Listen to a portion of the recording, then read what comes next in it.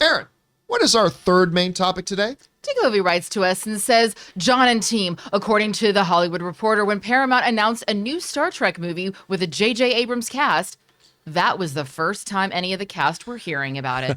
The article made it seem that most of the cast was not even contacted about it prior to the Wall Street event.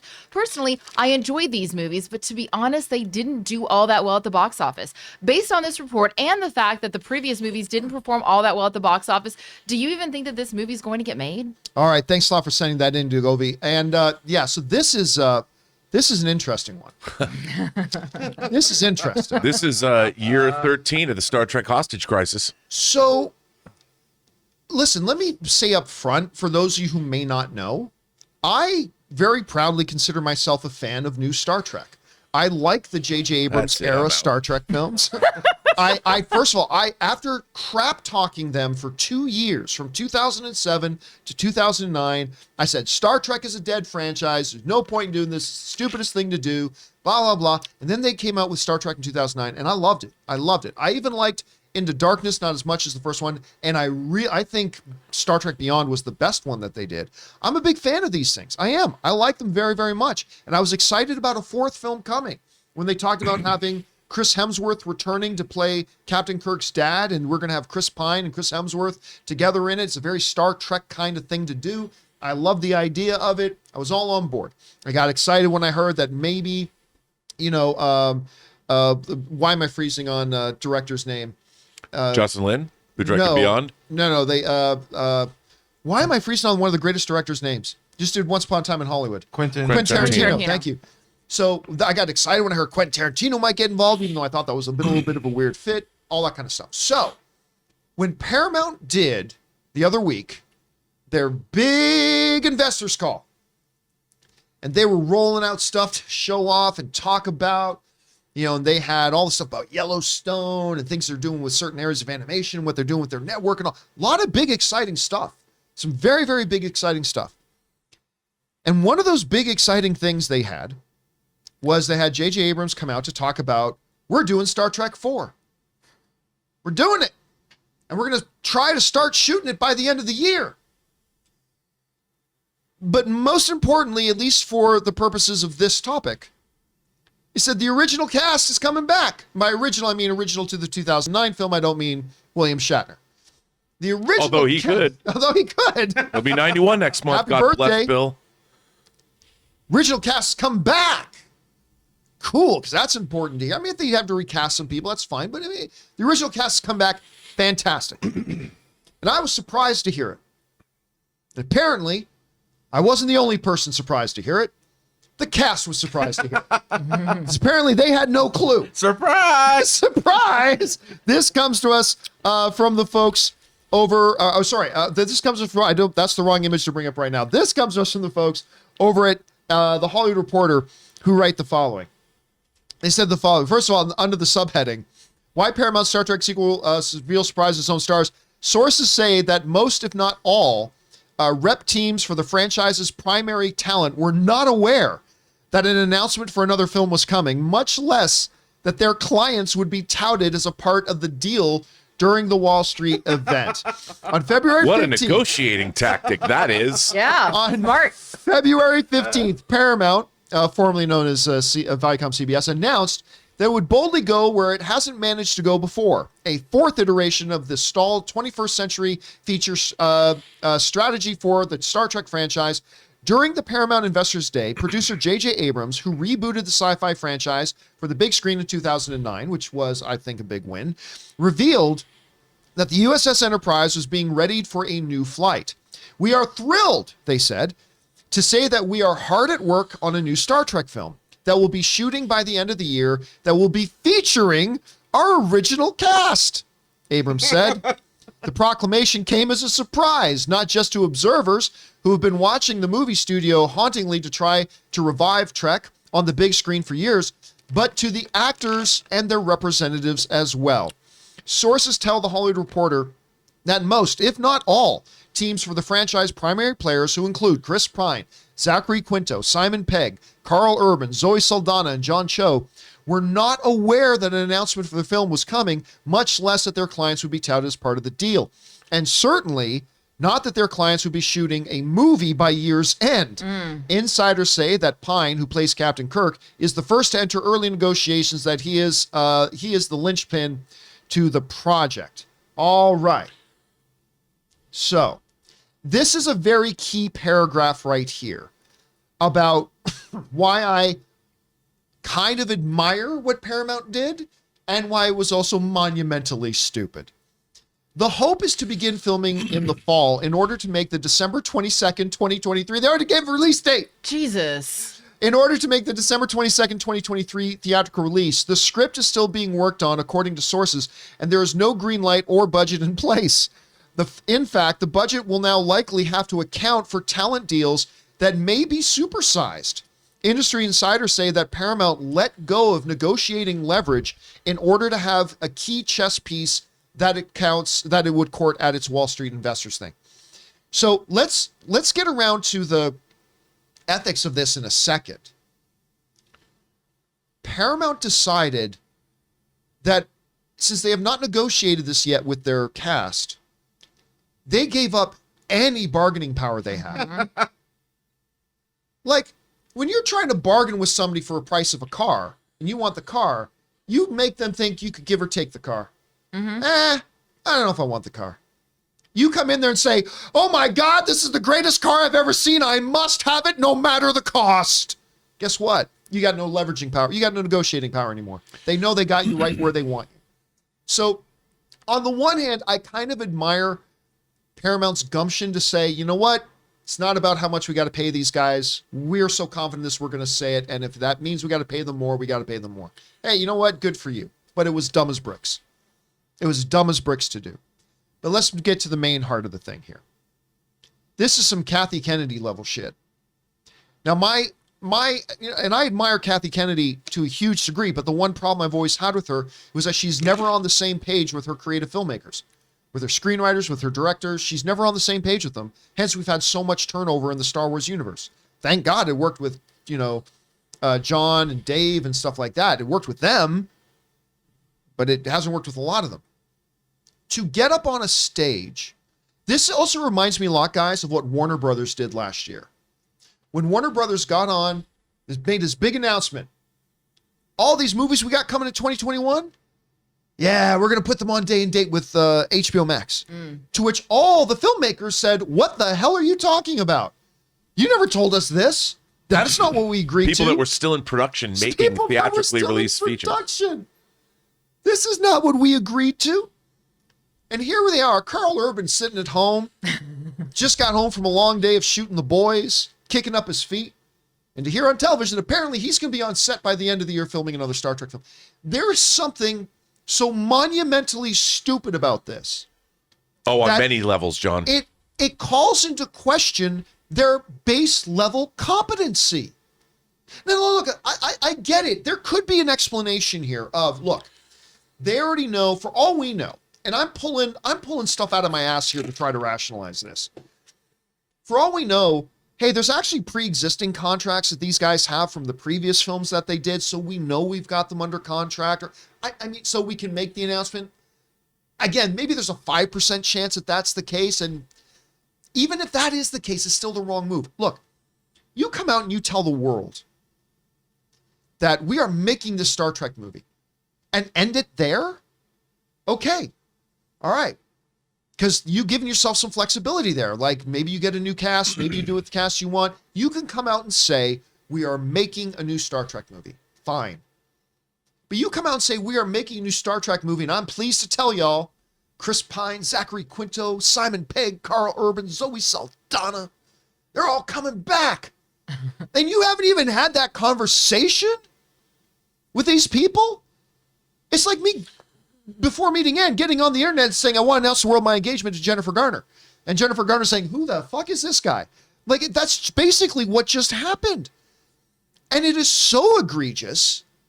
Again, it goes beyond being a mistake. This is beyond being a fumbling of the ball. This calls into question the core competency of what these guys are doing. So much so that I've got to believe there must be some very key information behind the scenes that we don't know about yet. Like maybe they already did have a contract. I don't know, but that's not the case, and it's probably not. This is one of the dumbest things I've ever seen a studio do. This is the dumbest thing.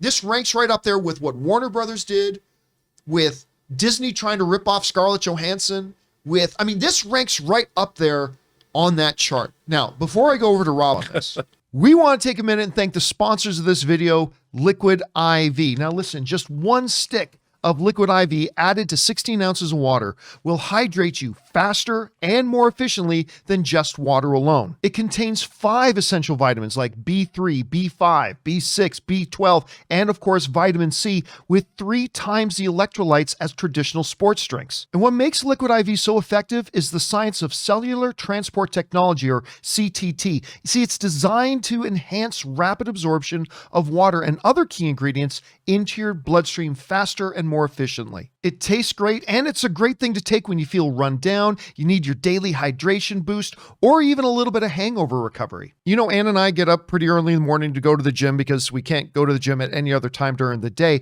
And for the last couple of weeks, I have been drinking 1 full glass of water with Liquid IV, and all I can tell you is you can feel the difference during the workout. So go and grab Liquid IV in bulk nationwide at Costco, or you can get 25% off when you go to liquidiv.com and use the code Campea at checkout. That's 25% off anything you order when you use the promo code Campea, that's C-A-M-P-E-A, at liquidiv.com. Experience better hydration today when you go to liquidiv.com, and remember, use the promo code at checkout, Campea. I want to talk to an actress here. Like, Aaron, they announced tomorrow Bitch Slap 2 starts shooting next week, and Aaron Cummings is coming back, and you've never even gotten a phone call about it. But I don't. I would do it for free. You probably would. No, I really would. I loved had it. that. I loved it. I loved the people involved in it. I actually just saw the producer this weekend introduce him to my baby. Chris Pine's manager doesn't Very like good. hearing you say that. But my agents might have to. No, this actually, I think that the comparisons that you used were great. However, there's a better analogy here. Not even analogy. That's the wrong word. This actually happened in 1985. An actress by the name of Sigourney Weaver Never heard of her. heard that there was a sequel to her movie Alien, and it was called Aliens, and it was announced, and she's starring in it, and they're about to start production, I didn't know this. and no one bothered to tell Sigourney. They were about to start. I mean, they were like months away from starting production. I never knew this. They were building sets. They literally had just been like, oh yeah, we're doing this. And they got so excited about doing the sequel to Alien that they forgot to tell Sigourney Weaver about it. So she's like, cool. I'll just, let them tell me when they feel like it's important to let me know. And because Sigourney Weaver is not just a brilliant actress, but also a brilliant person and a brilliant business person, she went from a salary of $35,000 for the first Alien to $1 million for the sequel. Good for and her. back end points. She's quoted as saying that they backed up a dump truck of money to my house. And that is essentially what's happening here. And if anyone knows anyone in the core cast of Star Trek, please, please, please, not that I have any, skin in this game or it affects me in any way, because it doesn't, I highly recommend collective bargaining I was just going to say that. because boy, oh boy, Chris Pine, I know that you're Captain Kirk and I know that you're kind of the main man, but boy, oh boy, you guys are all going to make a lot more money if you go in friend style and negotiate together. That's my recommendation. But yeah, this is exactly what Sigourney Weaver did, and it catapulted her from $35,000 to $1 million. Now, I know that by today's standards, $1 million for a movie may not sound like a lot of money, but there's no way that she would have been paid that had they not screwed up royally. They would have been like, $35,000. Now we're going to offer you $350,000, and that's a pretty big jump. And The budget Probably for would- Aliens was only about $18 million. And she probably would have taken it. But you know what? Not after that. You know what? And so yeah, this doesn't really make sense. And even to address your point about I'm sure that there are, you don't sign a 1-year deal to do a Star Trek movie. You sign like a 7-picture deal or whatever it is. 3. 3, thank you. But so if it's a 3-picture deal, then clearly that does not include this one. And not only that, the line producer must be losing their mind right now because the logistics of puzzling all of these actors. They don't even They don't have by have a their own. script. By their own They admission. hired a Now- line producer yet. No. Now, I just want to crazy. throw one like quick thing. I had a similar situation where I was leaving a company, and I'm sure you guys will figure this out. I was leaving a company. I'll tell you, it was Collider. So Okay. I had decided that I was going to leave Collider, and I was leaving. And Lionsgate wanted to do this Comic-Con HQ show, which Rob, you appeared on.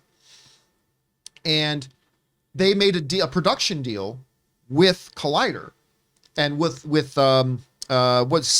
Complex, the company behind Collider, Complex, that they were going to be the producers of this show, and there was big money on the line. They're making big money. So I was unhappy with something else, and I decided I was going to leave.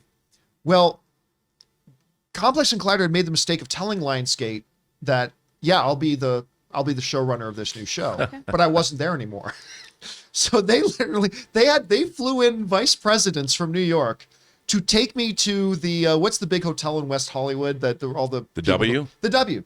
They took me to the W dinner and everything. We talked about it, and then I agreed to come back and I would do the Lionsgate show. So not quite the $1 million that Sigourney Weaver got. I had but a it's little always bit funny of when this a of a happens. similar story with Spartacus. Really? Oh yeah, because we were told Stephen DeKnight wanted Sura for like 8 episodes, and somebody at Stars had seen what was the Dennis Leary firefighter show. Oh yeah. Something me. I think the word me is Rescue Me. Rescue me. There it is. And didn't like the character of his dead brother that kept coming back. And the quote was, "No one's going to give a shit about the dead wife." And Stephen DeKnight, being a brilliant writer, was like, "I promise you, they're going to give a shit about the dead wife."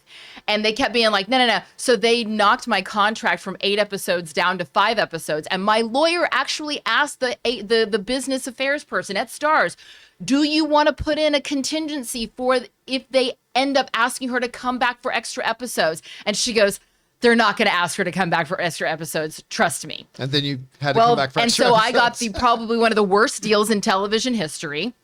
And for the first 5 episodes, and then all of a sudden, Rob Tapert comes around the corner and he goes, "Aaron, we decided that apparently people really seem to like Sir and Spartacus, so we're gonna add you in a couple other extra episodes." And I said, "Oh, well, in that case, we're gonna have to have a conversation." So, unfortunately, I didn't get my $1 million either, but I got a little bit of a bump. It's So- always nice. It's always nice when you get that, negotiating leverage. Rob, okay, look, Here we go. I will temper my comments and be sure, very professional. Like we all know. Look, everybody who watches the show knows I like the new Star Trek. You're not a big fan of the new Star No. Trek, whatever. But they made this announcement. It's like, okay, let's see, and you want it to be great. But now we're hearing that they made the announcement about the cast coming out without the cast actually knowing about it. Well, what's your reaction to this? First of all, I have to say that since Star Trek Beyond has come out, they have announced, I think, 10 iterations of this new Star Trek 4 film. Noah Hawley from Fargo was signed on. Yeah. They've had many directors and screenwriters. Now, I don't know what their deals are, but they've announced talent that has come on board this project to write and direct it. They've probably got millions of dollars already against the budget of this movie from failed development for whatever iterations they haven't made. So this Star Trek movie has been in active development where they've been spending money on it for years. And I could, at the same time, in the same earnings call, what they did not mention, and I understand because you've got CBS, so it's different. But Don, you know what they didn't talk about in this earnings call? They have 5 Star Trek television shows now. Star Trek Discovery, Star Trek Picard, Star Trek Prodigy, Star Trek Lower Decks, and starting in May, Star Trek Strange New Worlds. There was not a mention of any of those shows at this earnings call. 0 mention Wow. of them. But I don't think they felt they needed to. Well, but it is part of the Star Trek franchise, and what they're trying to do is bolster. They're making all of this Star Trek to make Paramount and CBS more available for potential buyers, like an Apple coming in to buy, whatever. But this Star Trek movie having all of these iterations, it has been the boy who cried wolf for the last 5 years. And for them to come on and make this was a desperate bid to bolster their stock price, because everything else they said about how much money they're going to spend on streaming, $6 billion. There's a reason that after this meeting happened, the next day their stock price dropped 20%. What they told investors was smoke and mirrors. This was a lie. Everything that they said about how much they're going to spend and what they're going to make was a bunch of BS. Wow. This was just another part of that BS. And the fact that they rolled out JJ Abrams to say that we're making this movie without having a deal. If you're an investor investing in a company, if they're going to do this kind of malfeasance on a public stage, why would you possibly want to invest more money into this company? That's why their stock price dropped, because they were lying about this, and they were lying about the rest of the money that they're going to be spending to make Paramount Plus competitive with Netflix. But I interject here. We here at the John Campea Show are not in any way representing that we know for a fact that they were lying about anything. So legally I just need to cover our asses. We're expressing opinion. We're expressing all that kind of stuff. Just covering our bases. But maybe the word lying, but they certainly were misrepresenting the facts, because they hadn't entered into negotiations they said everybody's coming back, which was not true. They had not even talked to these people yet. And it's like, and we weren't the only, I'm not the only one to notice this. Variety wasn't the only one to notice this. Investors, their stock price dropped 20% the next day. And I'm like, this has been a problem with what's been going on at Paramount for the last 5 years. They got rid of Jim Giannopoulos, one of the most respected executives in the business, who ran the studio. I don't know what's been going on at Paramount. And now you have Sherry Redstone has been battling for the soul of the company. They're trying to combine it and create Paramount Global. I think, to get back to this, they're trying to force the hand of these actors by coming out and using their names in an investor call when they haven't even talked to those actors. That puts the actors in a very awkward position. It puts their management in an awkward position, their agencies in an awkward position, their lawyers in an awkward position. And it's unconscionable that JJ Abrams did this. I would love to be in that awful position. I'm going to disagree. I would love to be. I will disagree with you on that one thing. To me, the idiocy of Paramount here is the fact that they just gave all the power to the actors. I don't think they're in awkward positions now. They're now holding all the cards. But now let me say something else. These Star Trek movies that JJ Abrams have produced have been hideously expensive compared to their returns. The return on investment, they spent, I think, 175 million reported on Star Trek Beyond. It grossed 350 million worldwide on a $175 million spend before marketing. They're spending, and the same thing was true of Star Trek 09 and Star Trek Into Darkness. They didn't even make back, these movies are barely at break even, if that. And they need to spend 125 million on a Star Trek movie and make 400 million. But they haven't been doing that. Star Trek Into Darkness, I heard, was almost $250 million, and it grossed 400 and something. These Star Trek movies, as they've been making them, are hideously expensive, and they're not returning. They do Transformers for the same amount of money. They make $1 billion. These Star Trek movies, this announcement is exactly like every other Star Trek announcement. I just like how this topic has turned into Festivus for Rob for airing of the grievances. I'm just saying that the Star Trek franchise has been under siege since 2009. And Rob, I could, what? You sound very unhappy, but I want to let you know. Wait, hold on. I want to let you know that I saved the seat for you on this Halo wagon that I'm about to drive at the end of this month. So if Star Trek doesn't make you happy, let's find some love for Halo. Come with me. You know what? God bless Paramount Plus for making Halo. They're going to see what a truly successful science fiction franchise can do for them. So do you guys think that Star Trek 4 is even going to happen now? Like, obviously it's not going to happen now. It's not going to happen. No, I'll tell you who it's up to. On the table. I'll tell you who it's up to. Not on the table. It's up to one person if this movie happens or not. I'm sorry, I didn't mean to get this sad. No, hey, look, have you seen me?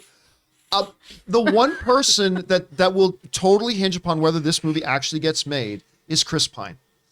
Because they were ready to roll on Star Trek 4 before, but the reality is the JJ Abrams era Star Trek movies have grossed more at the box office than most Star Trek movies ever have. Of course, but not they are compared a lot to their more budgets. expensive. But also they've been very, very expensive films to make. So understanding that, when they were originally trying to get rolling on Star Trek 4 with Chris Hemsworth and Chris Pine, Paramount went to Chris Pine and Hemsworth apparently, but Pine was the important one, and said, look, we need to spend less money on making these movies because, you know, Star Trek isn't Star Wars. We need to negotiate your salary down. And Chris Pine, fully within his rights, said, no, I don't think so. And so the movie got pulled. Now, there's been a lot of word that when that story was going on, that the rest of the cast was going to follow Chris Pine's lead on this. And if Chris Pine had taken a pay cut, everybody else would have been willing to take a proportional pay cut as well. Chris Pine said, nope, I don't think so. And so the movie didn't get made. Understanding that just makes it even more stupid what Paramount just did, because you just gave Pine, who already had way more negotiating power than you do, they just gave him a butt ton more. And now Chris Pine, because it comes down to this, if Chris Pine does not want to do this movie doesn't get made. It's just that simple. And so if he agrees to it, and the story in Hollywood Reporter says he's in early negotiations. If he agrees to it, I will say very confidently this movie will get made. But I'm not convinced he'll agree to it. Not after what we saw what happened before. Also, with all the development, if you go back and you look at everybody that's worked on this film already, iterations of Star Trek 4, the writers and directors who have come and gone, and they still don't have a script? You're announcing a release date for a movie you don't have a script for. Well, what they're trying to do, like they've on. been trying to do with the shows they've been making, is use the name Star Trek as a ubiquitous brand name, and they're trying to make it like Star Wars or like Marvel. And so that's why they've been producing so much Star Trek. By the way, the television shows, Star Trek Discovery is one of the most expensive television shows ever made. Not Lord of the Rings expensive, but one of the most not Game expensive of shows Thrones ever or made. anything. And if you look at the ratings, even new episodes of Star Trek Discovery as of last week are number 10 on Paramount Plus's Wow. viewership. There's network shows that have been brought over to Paramount Yeah, but Plus. that's the same with Netflix. That's the same. Like we talked about that before. Where all these streaming things, their top shows are all network shows. Sure. But the same Hollywood Reporter article is pointing out that they've had a lot of success and gained a lot of subscribers because of these shows. Blah blah blah. But you're right. They got to get their cost to benefit ratio hideously expensive. worked out. It has been too expensive. But again, that's business. That's numbers. You can work that out. You're making announcements that you have no business making announcements for, and that's the part To investors. to investors and the world. And the interesting didn't thing work. is that this isn't just like, it's just like when you see a really just a tragic advertisement for something where you go, you know what? This wasn't one person's decision. This went through multiple chains of command. Numerous people had to sign off on this, and not a single person went, hey, wait a minute, guys, don't you think? Every single person went, yep, sounds good, let's go. Like that wasn't a JJ Abrams call. That wasn't just a bad robot call. That wasn't just, a singular person. That was numerous people who would just thought this was a good idea. And Well, at some point, you know what? All I can picture is that at some point in one of these meetings, Bill, give Pine a call. And what Bill heard was, Bill, I'll give Pine a call. And it's like, I thought you were going to call them. Anyway, guys, the question is for you. We need to move on here. The question is for you. I haven't moved on in years, John. We're still waiting for Rob to move on. The question is for you guys. What do you think about this whole situation? We are seeing some studios, Warner Brothers, Disney, and Paramount, making some really bonehead moves that is beneath their station. To me, this is one of them. What do you guys think about this? Do you think there could be another explanation, like a piece of information that might make this all make sense? For their sake, I sure hope so. Whatever you guys are thinking, jump down to the comment section below and let us know your thoughts.